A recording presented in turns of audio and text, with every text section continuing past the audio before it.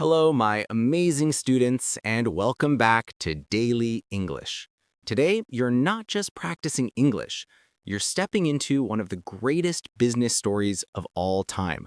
A story that begins inside a small garage and grows into the most valuable company on Earth. Yes, I'm talking about Apple.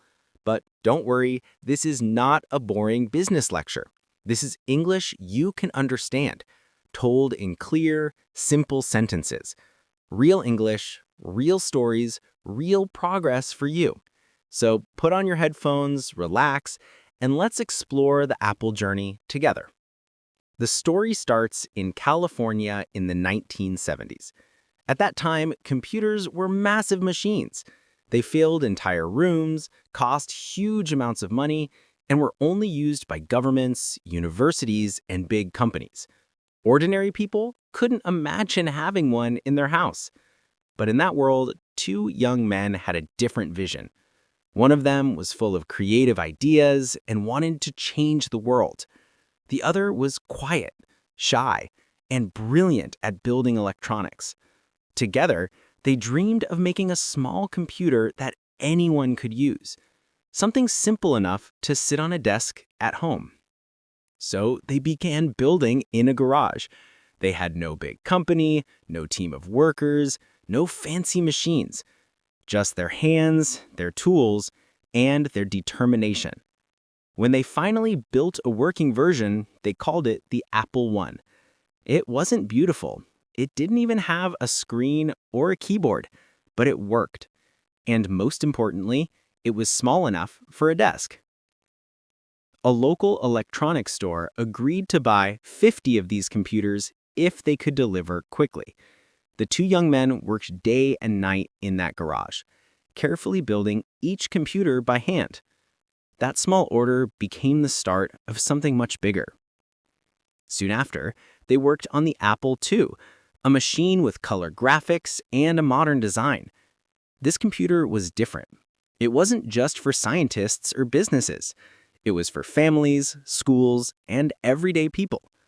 When it launched in 1977, it became one of the first truly successful personal computers. By 1980, Apple had grown rapidly. The little garage project was now a real company, and people all around the world were starting to notice. By the early 1980s, Apple was a rising star, but the dreamer inside the company wanted more. He didn't just want to sell computers, he wanted to change the way people interacted with technology.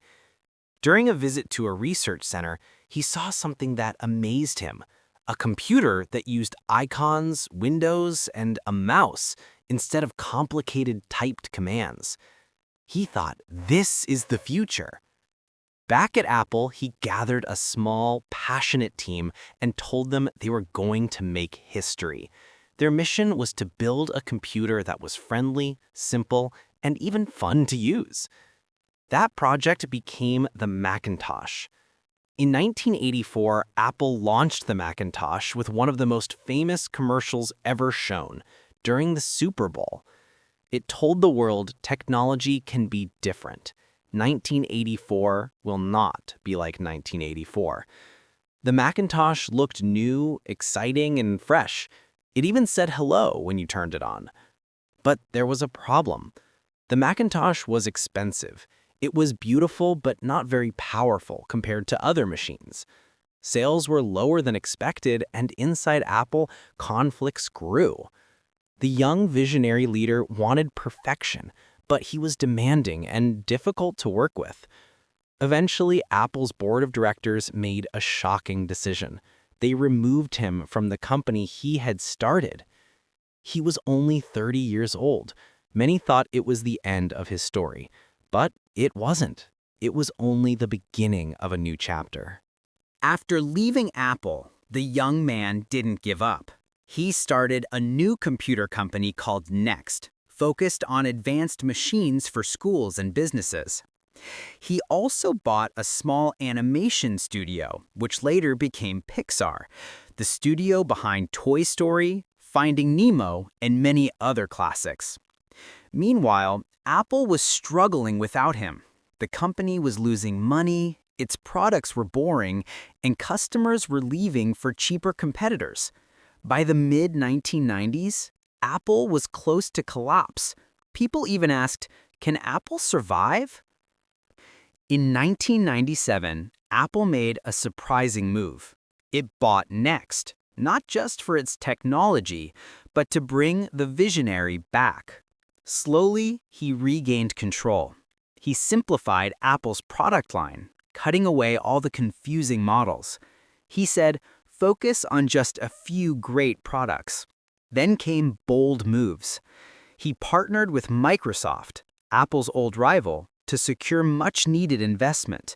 And in 1998, Apple launched the colorful iMac, designed to look fun, friendly, and different. The iMac was a hit.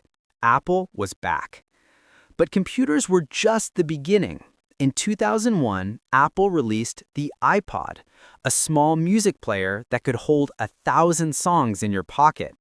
It transformed the music industry. Then came the iTunes Store, making it easy to buy songs online legally for just 99 cents. But the biggest revolution was yet to come.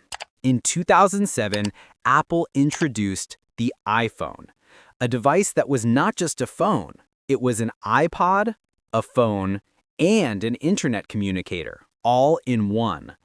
People laughed at first, saying it was too expensive and too different. But when it launched, the world changed. The iPhone was simple, beautiful, and powerful. No buttons, just a touchscreen. Soon after, Apple opened the App Store, allowing developers everywhere to create apps.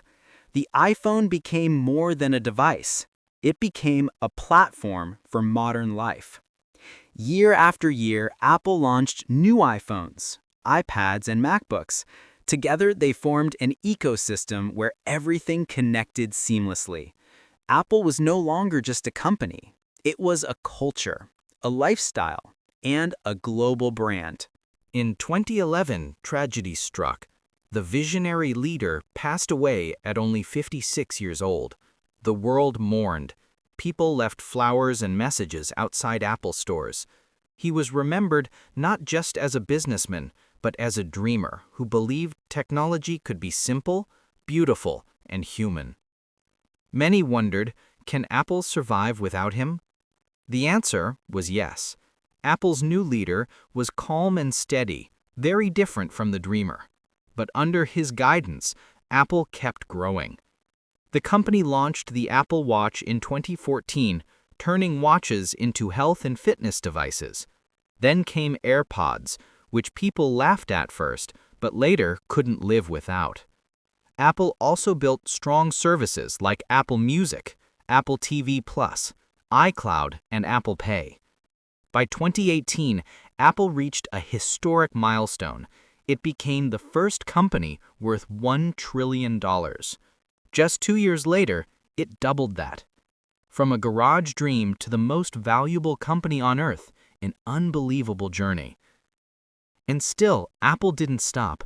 It built its own computer chips, released new designs, and worked on advanced technology like augmented reality and health tools.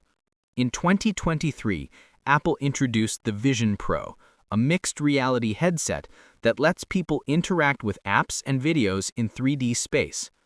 So, my amazing students, what can we learn from the Apple story? That a dream in a small garage can truly change the world, that failure is not the end, and that with creativity, focus, and persistence, big things can happen. You didn't just listen to a story today. You improved your English through real storytelling. That's the power of daily English. If you found this lesson inspiring, don't stop here. Subscribe, join our growing family, and keep learning every day. Remember, the more you listen, the more your English grows. Until next time, keep practicing, keep dreaming, and keep your English flowing.